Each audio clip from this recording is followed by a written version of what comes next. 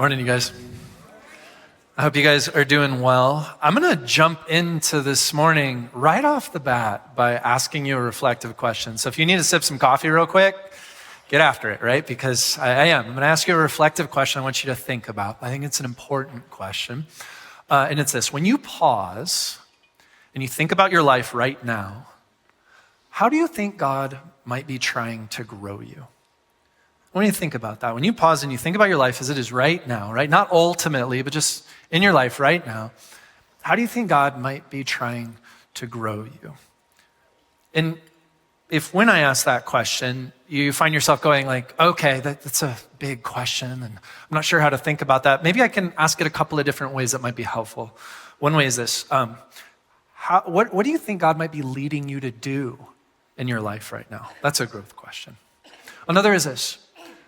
Instead of what is he leading you to do, what might God be leading you to stop doing in your life right now, right? Sometimes it's about doing something or moving into something. Other times it's changing something, stopping something. There's another question. Where do you experience discontent in your life right now? And when you think about your life about a year from now, if this is still like this, you feel uneasy about it. Do you know what I mean? Like you're not content to stay the same and you feel like there's some need to move past this, to grow past this, to do something with it. Here's another one. Who is God telling you to love? Maybe there's somebody in your life that you feel like God's been bringing up in your mind, your heart, in real life, whatever it is, and you're just like, I feel like God might want me to love this person, but it feels like a step, and I feel like I need to grow to step into that. Or what about this? Is there a step in your life that you feel like God simply wants you to move toward or take? Right? You can look at that as all different questions, and I get that they kind of are, but really all of those are just different ways of looking at this one question that I was asking you to begin with. And it's when you pause and when you think about your life right now, how do you think God wants you to grow? Or even is partnering with you to grow? Now, if you're sitting here and as I ask the question, you're like, nothing's really coming to mind. That's okay. It's a big question that would actually, for a lot of people, take like a bit of reflection to even think about. There's nothing wrong with you for being like, I'm not quite sure how to answer that. That's totally okay. I'd encourage you. I think it's a good question to ask. I think it's a good question to wrestle with, and I'd encourage you to continue to do so. But if something came to mind for you, if you had just even a little bit in there where you're like, I think this, or I have this thought, or there's this idea. I think God's been leading me towards this potentially. I've been wrestling with this and I'm trying to grow here. And I think God's doing that. Whatever that might be, you know what I want you to know? I just want you to know, I think that that's good. I think that that's a good and beautiful wrestling match that you might be in, or a good and beautiful thought process, or pondering, or whatever it is that it feels to you. I think that that's actually important. And I want to encourage you to give it the credit that it deserves, because I think when God moves in us, there's good things he wants to do through us. And I also want to acknowledge growth is hard. It is. Growth is never a thing where you're just and then I just passively happens. Growth is we're always stretched into something. We always learn because there was something we didn't know. And now we had to learn our way through something. There's an awkwardness. There's a discomfort. There's so many pieces to growth that are just kind of it's so much easier just to not. It's so much easier to go, I'm good. I'm staying here. Right here seems great. I'm going to live here. Do you know what I mean? It's so much easier to do that. But I want you to know that I think that's a good and beautiful thing. And the reason I acknowledge that is because sometimes in our life, God puts things that are in front of us where he wants to grow us, sometimes large things, sometimes small things. And yet oftentimes what happens is we get stuck before we ever start, right? Maybe you've gone through seasons of time where God's grown you in some ways and you're like, I did that, I'm done now, but you're not. Right? Because there's a God who's always walking with us, growing us, leading us, guiding us. And the reality of the matter is there's always the next piece that God wants to grow us into. And sometimes that takes time. And sometimes we all deserve pause and rest and all of that. But I think those are good and beautiful things. And too often it's easy to actually get stuck in one place before we ever start again for a whole host of reasons. Today we're in a series called Growing Pains. We're in week 2 of this series called Growing Pains, where we're going to use our time together to look at a moment in the Old Testament, specifically in the book of Exodus, where we get to follow a certain character. And we get to watch, I love this character, by the way, we get to watch this person move forward and grow and struggle, and there's something that God wants to do in their life to change. But because they've grown, their life's gotten more complicated, and they end up facing 2 big difficulties that we all face. And I'll tell you what they are right off the bat here. The first one is this. They believe that their weaknesses are keeping them from what God has for them. Do you ever believe that? Do you ever feel that? They believe their weaknesses are keeping them from what God has for them. That's the first one. And the second one is this. They think that when it comes to moving forward into what God has for them, that they have to do it all themselves. Do you ever know what that's like? I do. And I love that we get to talk about this because I think so often, how many of us have felt like, I know there's things that God wants to grow me in. And maybe even before when I asked you that question, something came to mind and you're like, I know there's things that God wants me to grow in, or that God's leading me towards, or there's an opportunity for me to step into, and whatever this might be. But you know what? I just keep looking at all my weaknesses and I recognize, I don't think I'm the person to step into that. I think I'm going to bow out right now. And it's not because you're terrible or anything else. It just feels like this is a big deal. And this has some work to do. Do you know what I mean? Before I step into that. And so you kind of discredit it or you move away. Or how many of us have ever found ourselves going, man, I think God has something he's trying to do in me or through me, and he's growing me. And yet, this is my growth. It's my relationship with God. This is about me. And so it's all up to me, right? Like I have to do it all myself. And then you get overwhelmed by that because you look in the mirror and you're like, and I see me, and it's like a lot. So I think I'm just going to stay here. And it's easy actually in each of these moments when we find ourselves kind of getting pulled into this to get stuck in the status quo, to settle for just more of a norm here of where we already are instead of moving into the things that maybe God might be leading us towards. And here's what I know. If I ask any of you guys, how many of you, when you think about your life, the way that if I were to be able to phrase your life and be like, your life could be best described as, you'd love it if I said these words, status quo. Yeah, nobody wants that, right? Like that's not what any of us are really after. And yet it's just so easy to stay in that place because growth is kind of difficult. So I want to talk about this today. What I want to say from the very beginning of this morning is this. If you resonate with anything that I've been saying here, anything that we've just talked about, and if you feel like maybe there was a season of time where you grew, but now there's this place where you just feel stuck, or you feel like you're kind of stuck in what you might feel like is status quo, and it's because you're struggling in your own weaknesses, or you feel like you have to do this all yourself, or it just feels like it's a lot. Maybe, the thing I want to suggest is that maybe the dissatisfaction and the tension that you might feel is just growing pains. Really, genuinely. Maybe this whole thing is a part of God's process to grow you. And maybe that tension that we're feeling today is just part of God nudging you forward into what he has for you. Because the truth of the matter is your weaknesses are never the end of the story. They aren't. And truth be told, none of us have to do everything ourselves, which is good news in being a human being, isn't it?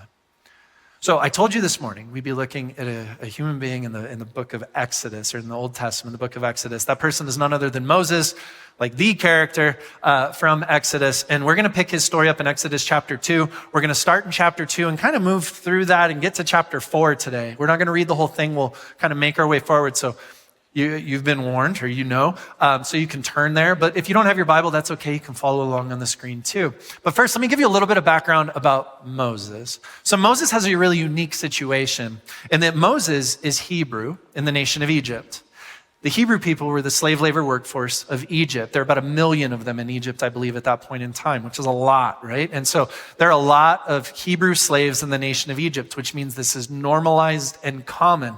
But Moses didn't grow up that way. He didn't experience that same thing. Moses was found by Pharaoh's daughter when he was a baby, and she takes him in and raises him. So Moses is raised around Egyptian nobility and eventually is like adopted into the house. And so he thinks of like Pharaoh's daughter as his mom and this, but he knows that he's Hebrew. He knows this piece somewhere along the lines as he grows up. And now Moses, where we're going to pick up today in Exodus chapter 2, and we're going to start at verse 11, Moses has grown. We know that he's grown. The Bible's going to tell us that he's grown. He's grown in strength. He's grown in size. He's grown in conviction. He's grown in leadership.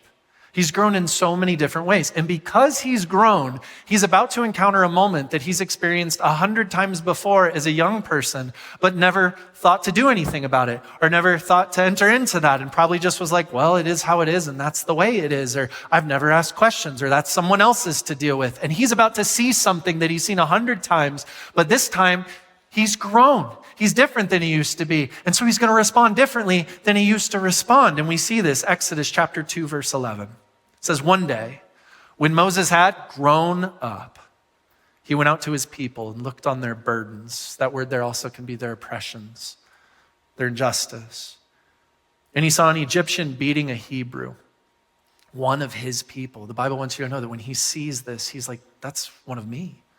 It's one of my people. Verse 12. So Moses looked this way and that, and seeing no one, he struck down the Egyptian and hid him in the sand. So Moses goes out, and it says for the specific purpose to see the Hebrew people, which Moses has grown. He understands a little bit about who he is, and that's complicated to be a Hebrew person when your people are out enslaved, but you're raised around nobility, and he goes and he looks out at them and he sees them being oppressed.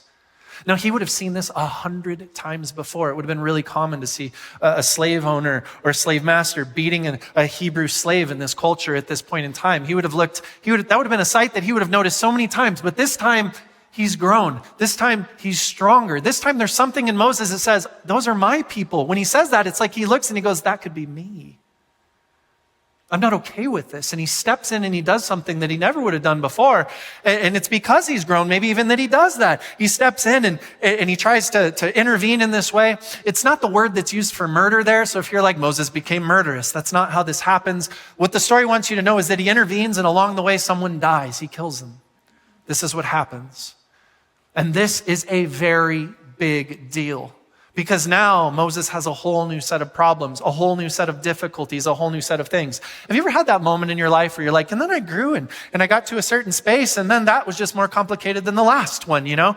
And now he's at this space because he's intervened, because of the consequences of some of what's happened. Guys, Pharaoh's the one who dictates that there would be a slave labor workforce in Egypt. And so for Moses to step in, to intervene, and to do this way, do you know what ends up happening? He has stood up to Pharaoh. And do you know what happens when you stand up to the most powerful ruler in the known land? You get squashed, because there are no exceptions, especially not in your household. You got to make an example of this.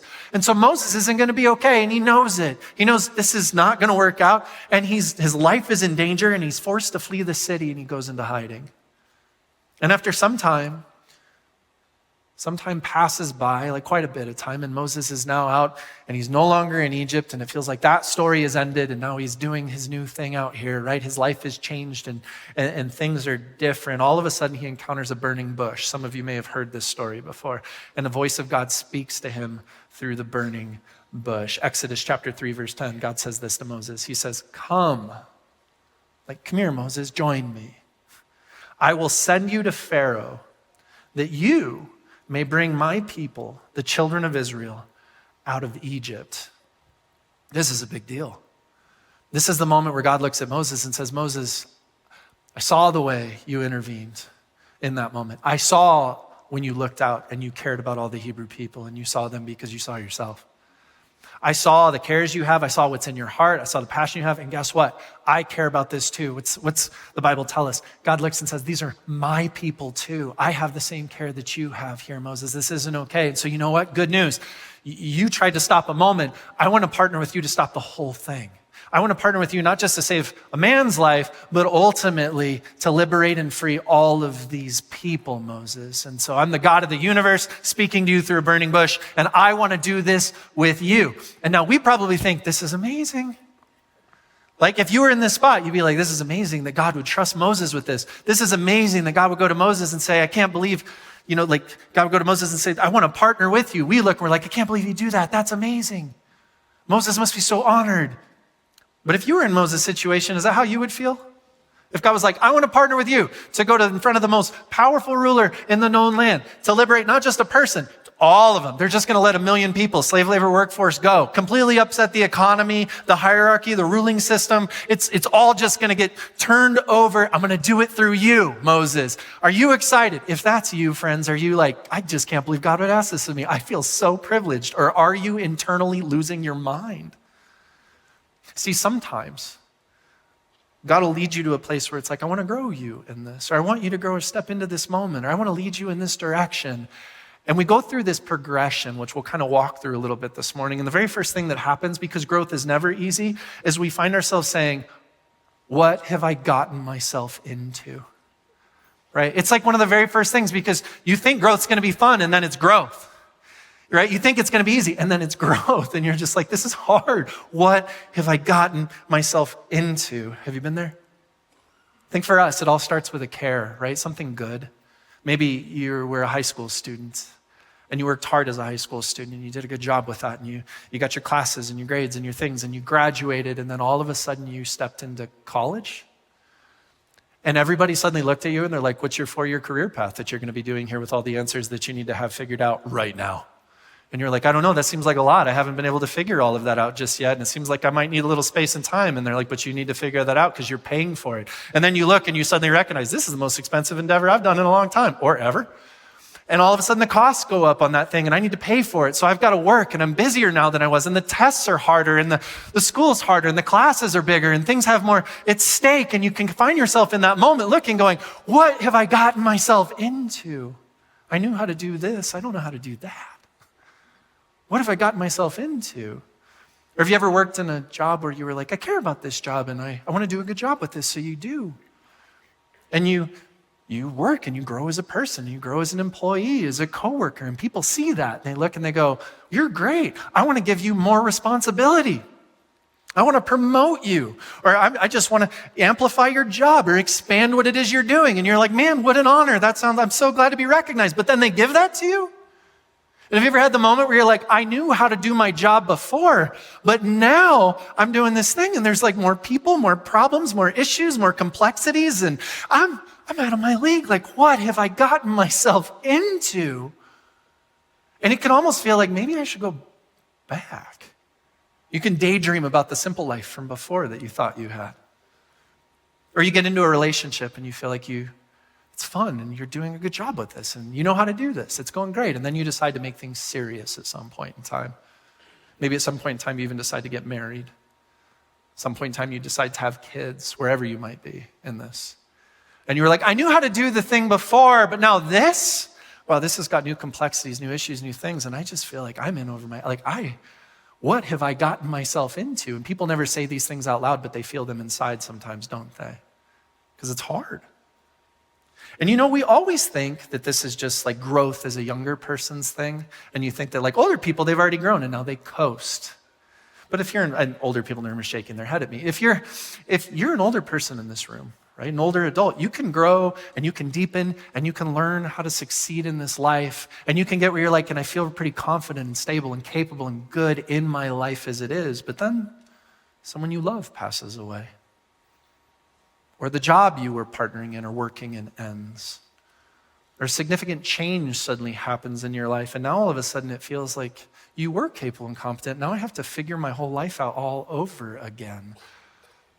And I'm not young anymore. And this is a little more tiring or weird than it was before. And I'm trying to figure this thing out. And it's hard. And sometimes it can feel like, what have I gotten myself into? And when these moments happen, they happen because we wanted something good. Right?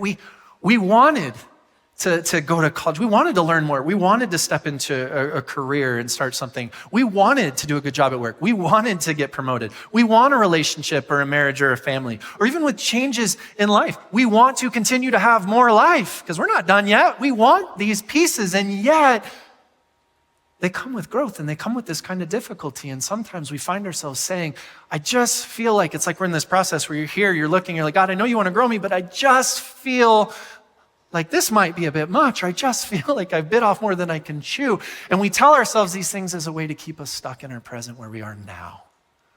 Because it just feels like it might be easier if we could, if we can. Moses does the same thing. He starts to feel these same tensions too. I don't know what this is like. When I first became a youth minister, I had no idea what I was doing. And I tell you guys this, and I think people are like, but you did though. No, I do not know how to convince you more that I had no idea what I was doing. I became a youth minister at 19 years old, which means I had no idea what I was doing. And I was left in charge of about 18 to 19 kids in this room. There were no other volunteers. It was just me, and it was a lot. I knew three things. I knew that I needed to teach people about God. I knew I needed to like have fun games for the students and run a program. And I knew that they needed to know I care about them. And I only knew how to do one of them, and it was the last one, where I was just like, I care about you. And everything else, I was absolutely faking it. And the reason why is because I was just like, well, they come up and, you know, high schoolers and middle schoolers have like beautiful theological questions because they haven't learned what to ignore or not to ask or all that stuff. They just ask you beautiful things. And then they're like, so what about this?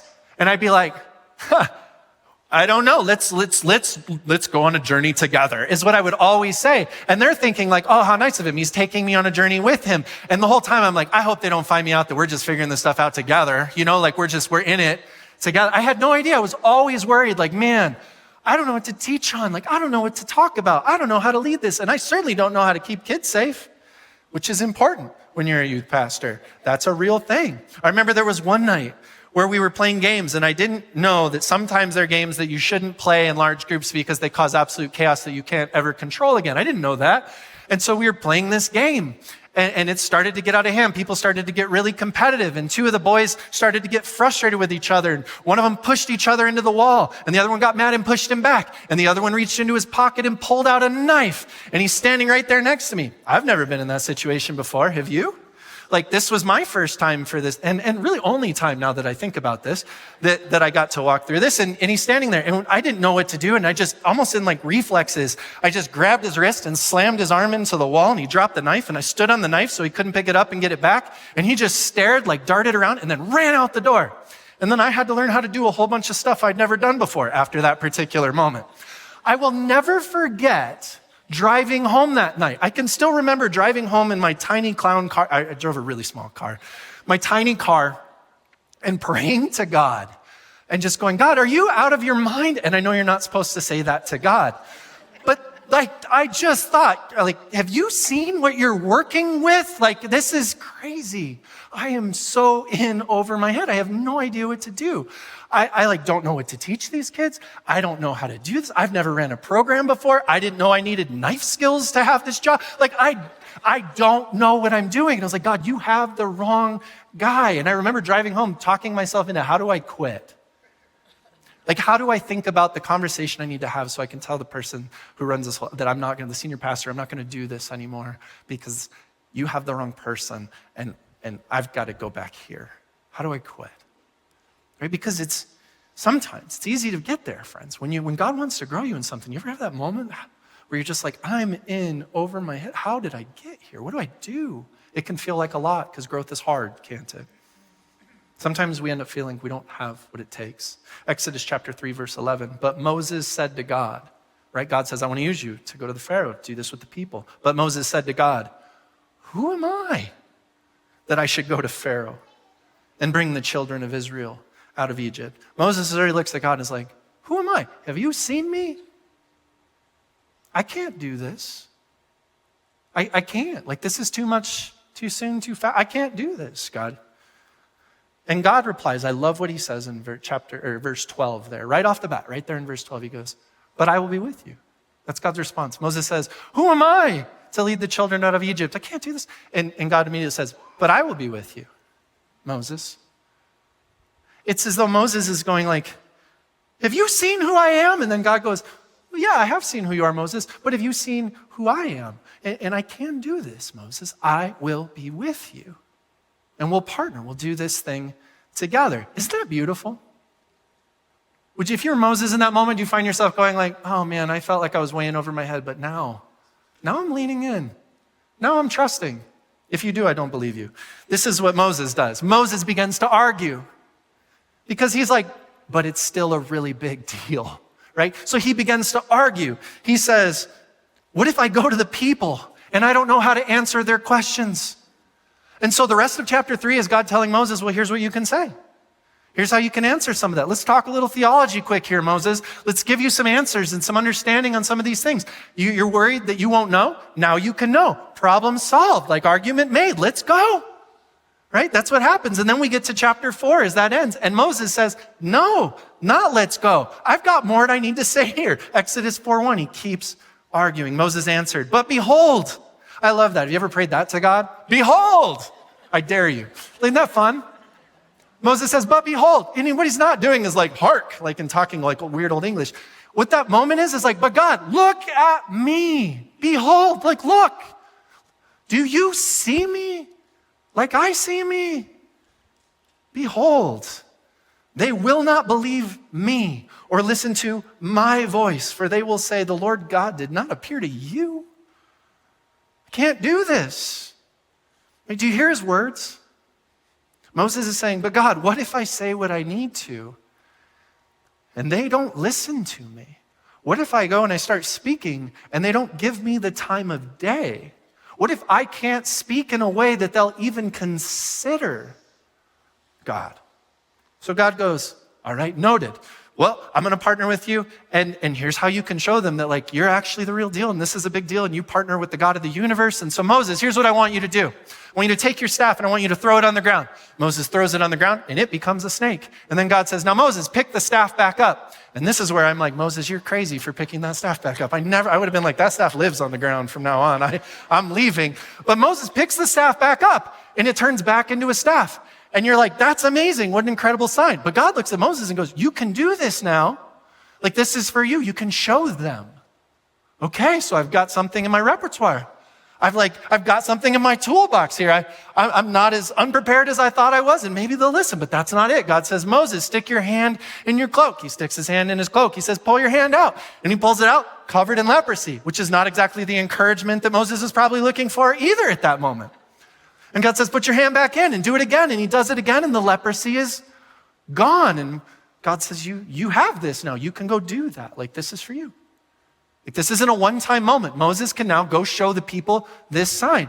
And then, as if that's not enough, God tells Moses to essentially go and tells him how to change what the Egyptians would have considered to be sacred and holy, the water of the Nile, and turn it to blood. And this one hits home for the Egyptian people, and this will hit home for the Israelite people in Egypt. Because what he's essentially showing them is, look, I want you to show them that your God is actually bigger than all of this, Moses, and you can. And so you can take the water of the Nile and you can turn it into drops of blood on dry ground and like show them what this means. All these things, Moses, you can do. Guys, I don't know if you're following this. These are like 3 of the best magic tricks / miracles ever. They really are. Like, if you're like, I don't think they're going to listen to me. I think they'll listen to me now. Like, if I suddenly did this with all of you, you'd lose your minds and like wonder what the pyrotechnics or what's the secret or the hidden. Like, this is a crazy moment, especially all this time ago. I think so many of us, have you ever had this thought where you're like, God, I know you want to grow me. And I know you're seeking to like lead me in this direction. I can feel it, but I'm just struggling over it. I'm tense over it. I don't know what to do because I feel like I'm in over my head. And then you find yourself going like, okay, but if you just showed me a sign, then I'll know it's you. And then I'll know that I can and will do this. Moses is great evidence that that is just not true, you guys. Moses is great evidence that like, if I were to tell you, I need you to go to the most powerful ruler of the land, I need you to stand up to him, I need you to turn his economy upside down and actually then liberate the slave labor workforce as a sign of like taking his power and different things away, and I need you to just go lead that out with those people. And I'm like, and here are 3 tricks that you can do along the way to show just how powerful you are. You're still going to be scared. And you're still going to be worried, and Moses is. Guys, here's Moses' reaction, Exodus chapter 4, beginning at verse 10. But Moses said to the Lord, "Oh, my Lord," I love that, "I am not eloquent, either in the past or since you have spoken to your servant, but I am slow of speech and tongue."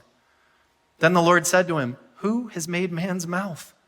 Who makes him mute or deaf or seeing or blind? Is it not I, the Lord?"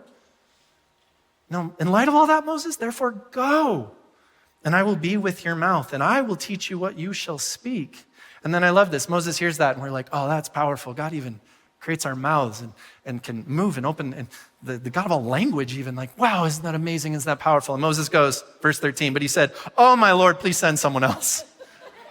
Because that's us. Growth is hard. And we look and we're like, I'm in over my head. And my mouth wants to fall open when I read this passage. It really does. Are you like, if you're just reading this like a biblical text and you're not imagining this moment, I promise you're missing it. Because zoom out for 2 seconds and think about what's happening. Moses is having a conversation with a bush that was randomly on fire that is speaking to him with the audible voice of God. Like, have we thought about that yet? That's what's happened. That is the context for this entire conversation. That's how this thing began, you guys. if you zoom out on that, you're just like, this is the all-powerful God of the universe through this incredible moment of divine intervention speaking directly to Moses. I want to be like, Moses, you're talking to a bush and it's talking back. You should take notes. Like, this is a moment. This is a big deal. And then Moses, like, to your courage and credit, you argued. And then God did these 3 amazing signs, and now you can just do those things. And he said, go, and I'll be with you. And that just happened. And then you're like, but I can't speak right, and I can't do this. And he's like, cool, I'll speak through you. I'm like the God of language. I'm the God who does all this. And Moses still says this one thing. He still essentially says, but what about my weaknesses? And this is really, if you're ever in that moment, you guys, where you're in that space where you're like, I think God is trying to grow me in this, and growth is difficult, and there's all these reasons to just stay put. And you start to step forward, and you get to the spot where you're like, I feel like I might be in over my head, and I feel like this is a bit much, right? And then you finally go, but maybe this is what God has for me, and so I'm going to keep stepping into this, and I'm going to keep moving forward. What you will find is that suddenly you'll be, instead of looking at the thing itself, you'll start to look back at you and go, but can I really do this? Because there's things I'm not good at that this thing feels like it needs, or there's moments that it feels like this should have, and I'm struggling in it, and it feels like my weaknesses are getting in the way. Moses chapter 3, God looks at him and he says, I want you to go. Moses responds, who am I? Look at me and my weaknesses that I should go. Then later he says, what if they don't believe my words? What if they don't listen to me when I speak? Look at me and look at my weaknesses. Then again in chapter 4, I am not eloquent. And I never have been. I'm slow of speech. I'm not great with my words. Look at me and look at my weaknesses. Friends, sometimes the all-powerful God of the universe is trying to grow us and to lead us into what he has for us. And we just don't see any of it because we become fixated on our own weaknesses. We just miss that conversation. We miss that moment entirely. Sometimes God is trying to lead us into what he has for us, but we can't open ourselves up to it because we've become consumed with our shortcomings or our insecurities or our fears, and we stay looking at those things and we miss everything else. Sometimes God's trying to grow you into the future that he has for you, but you can't see it or step even towards it because you are fixated on a moment of sin in your past, or failure in your past, or weakness in some way, shape, or form in your past. Sometimes God's trying to partner with us in the right here and the right now, but we don't even realize it because we can't see that when all we see is look at me and look at my weaknesses. We miss the whole story because it's like our life suddenly just boils down to this. And we go, look at me, look at my weaknesses, and I think I'll just stay stuck right here. This is what happens. And yet Moses, God looks at Moses and he says, Moses, I care about the Hebrew people just like you. What is going on in your heart, it's in my heart too. And I've been leading you. And Moses, I want to do great things through you, and you won't be alone, and I want to partner with you. And yet Moses is staring at his own weaknesses and stuck where he is. You know what I think is happening here? Is I think this is a moment where God is saying, you keep looking at this. Moses, look at me. You keep staring at yourself in the mirror and your own weaknesses and your own things, but Moses, look at me. You're missing this. And do you know why I think this is so hard for Moses? And I actually think this is why it's so hard for us. Because when you start to stare at your growth and your own weaknesses and your own things, and then you start to get to this place where you feel like, I have to do this all myself. I really believe Moses felt like he had to do all of this himself. God was going like, I want to partner with you to go lead these people to do this thing. And Moses is looking at himself going, but me? Just me? Right? I think Moses believed he had to do this because when you believe, or when you even just operate as though you have to do it all yourself, your weaknesses will become your sticking points that threaten you to move forward because there's nothing else to move it but you. And so you can sometimes get stuck behind those things when it's all up to you and when everything has to be done by you. When you believe that you have to do it all yourself, then you need to get stronger and you need to get better and you need to fix a whole host of things because the thing you care about might get thwarted by your own weaknesses because there's no one else to help in that but you. And so our weaknesses become just like huge. They become very overwhelming and threatening. When you believe that you have to do it all yourself, we end up closing ourselves off to God and to others, and we become consumed by what we see in the mirror because that's the only story to tell, because it's all on us. What does God say to Moses every time? Moses says, I can't. And God says, but I'm with you, and I can. Moses says, but they won't believe me. They won't even listen to me. God says, but I'm with you, and here's what you can speak, and I'll help them find their belief. Moses says, but I'm slow of speech and I don't know what to say. And God says, I'm the one who made man's mouth, and I will help put words in your mouth and help teach you and grow you as you step into this process in faith, Moses. Like, let's do this together. Every time Moses is staring at his weaknesses in a way that wants to keep him stuck. And every time it's like God says, Moses, look at me. And so friends, I want to ask you, go back to that question about how is God trying to grow you in your life right now? What's God leading you towards in your life right now? And as you pull that back into frame, I want to ask you this question. Where are you looking right now? Where's your head turned? What are you looking at? Because I can promise you this, if the only thing that you are looking at is yourself and your own weaknesses, you're going to feel like it's so easy to stay stuck right where you are. Because that's hard. And that's a lot to overcome, isn't it? So what I want to challenge you to do is just shift the direction in which you look. And look at the all-powerful God of the universe. And I know you know good theology and things, and you're like, there's nothing that he can't do, and I know that. But no, I mean really look at who God is, at the way he partners, at how he's with. And then I don't want you to just look at that. You know what else I want you to look at? What is the thing that God has been doing in your heart? What is that beautiful picture? See, if Moses had spent less time looking at his own image, so to speak, and more time looking at the beautiful potential of freed Hebrew slaves, the beautiful potential of his people liberated, the beautiful potential of God walking alongside this with him, that potential would grow in size and picture and captivate his heart. And when that grows in size and picture and captivates your heart, do you know what you find? Courage. You find courage to take a risk because you finally have something that is beautiful enough to risk something for. That image has to get big enough that you would go, I trust this and I'll risk that because I know what my heart most desires. I don't have to look at me and become obsessed about my weaknesses and all of these pieces. I can look at God and I can look at the beautiful vision that he's put in front of me and I can let it pull me forward, friends. This is how we grow. Don't get stuck there. And I love this because this is almost like God is looking and saying to Moses, just like he'd say to each of us, Moses, what would happen if instead of staring at all of that all the time, you turned your gaze and you looked at me and you trusted me with your life? Friends, if in your life right now you looked and you said, I'm not going to let my weaknesses or shortcomings or faults or failures or whatever else might be in that bucket for you, I'm not going to look at that and let that become as large as it possibly could. I'm going to look at what God has for me. And I'm going to look at who he is. And I'm going to look at and feel the steps he's leading and guiding me to by faith. I'm going to trust him. What would that change in your life? What difference would that make for you? And you know what? What would happen if you let others join you too?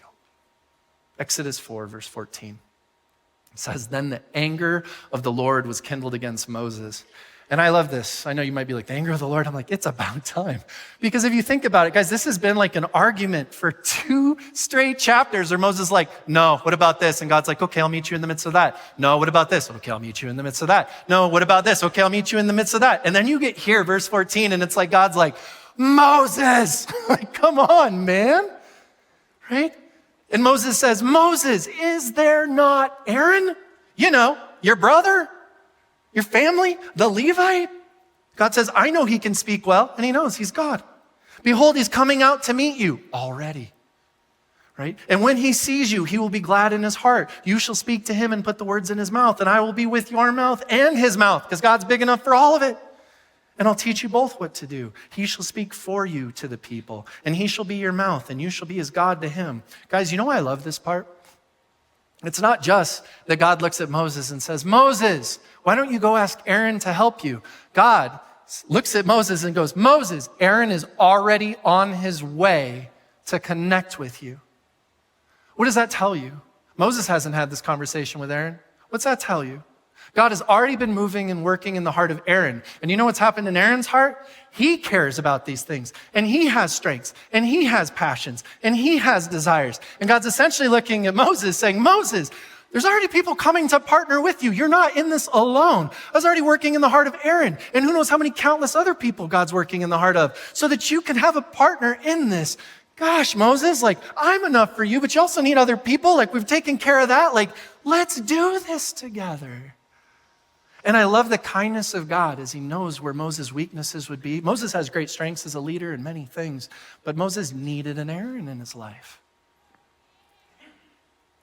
And Moses gets told this, is like, so Moses, invite him to partner with you. What's God saying? You don't have to do all of this yourself. Your weaknesses get to be your weaknesses. There are people around you who are strong in these places.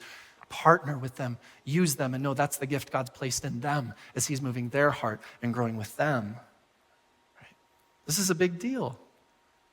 I have a friend named Eric who told me that when he was growing up, one of the hardest moments was when his dad left abruptly when he was very young.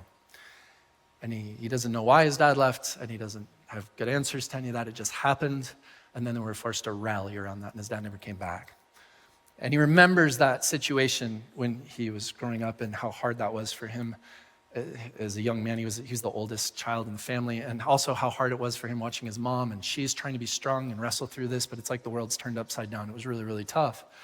He has these memories of like praying with his mom as they were walking through that. And he remembers her sitting down at a table and like making plans about like, what do I need to do and what are the things, because it's like the whole world changed and she suddenly needed to grow a whole bunch and figure a bunch of things out that she had to do now on her own. And his mom ended up working 2 jobs to make ends meet. She had a full-time job during the day. I think she was like an office assistant. And then a couple of nights a week, she was actually stocked shelves at a grocery store or a hardware store. And she was working a bunch. And he told me this. And as I heard him talk about it, I was like, so Eric, your dad was gone. Gone. And your mom was doing what she needed to do and working hard and all the things that were hers to try to keep a roof over your head and food on the table. I was like, dude, you spent a lot of time growing up alone. And I thought I was being compassionate. And he laughed at me. He said, alone? And I said, I almost wish I was alone more than I was. And I said, explain, because I was not expecting this answer.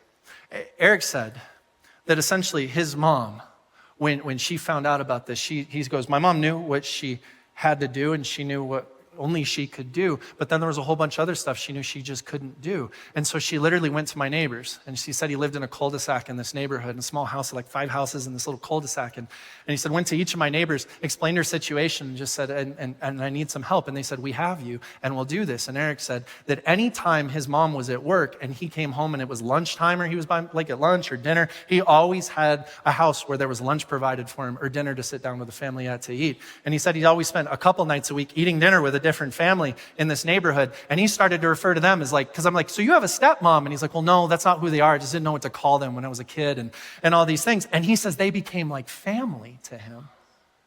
And so he's talking about aunts and uncles. None of these people are blood relation to him. And he's talking about all of these people who poured into his life. He made this joke with me. He goes, everybody thinks that their parents are always like watching, over them. And it's like, man, my parents need to stop being helicopter parents. He goes, do you know what it's like to have a whole neighborhood who's allowed to discipline you?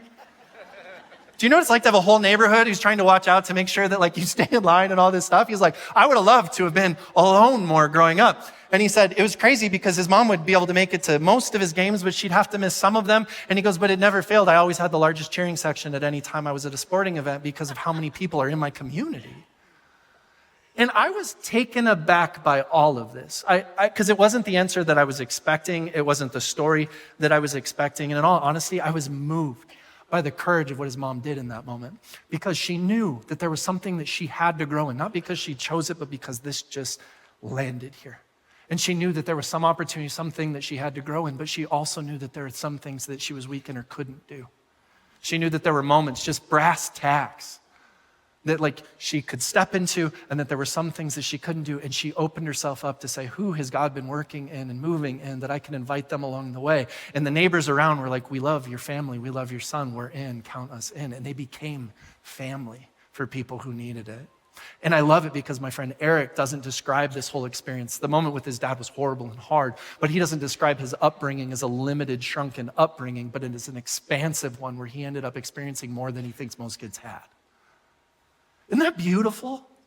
Friends, when we let our weaknesses keep us from moving forward because we think we have to do it all ourselves, we rob others of the opportunity to show their strengths and live out their love in our lives.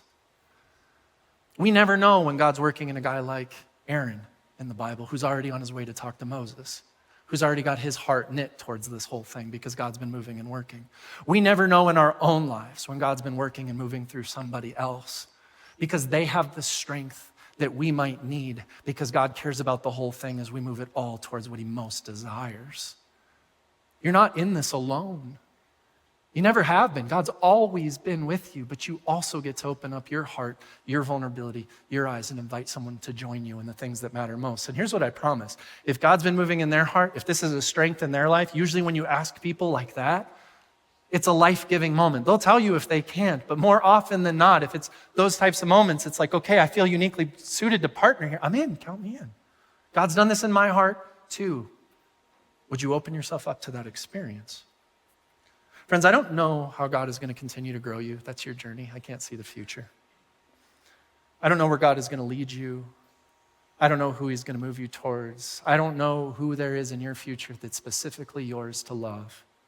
But here's what I do know. That God will grow you because he's a God that's always moving, always active, always with us, always leading. And that as he does, your weaknesses, they get to be real. We all have weaknesses. They just don't get to be the thing that prevents whatever it is that God ultimately has for you. And I want you to know that. Choose where you want to look. Choose the direction you fix your eyes and let that image get as big as possible. Let it build you with courage that you might step into whatever it is that God has for you. And when you find yourself then suddenly feeling like, but I have to do this all myself, pause and know. First, God has always been with you. But that also he's moving in the hearts and lives of so many people around you to join in partnering in what matters most to him. So invite them along the way. Your job in those moments is to look up, to look around, and then to invite people in who have that kind of strength and goodness and heart to join you in your journey as you take the steps that God has for you. And as you do, I promise you, you're going to grow.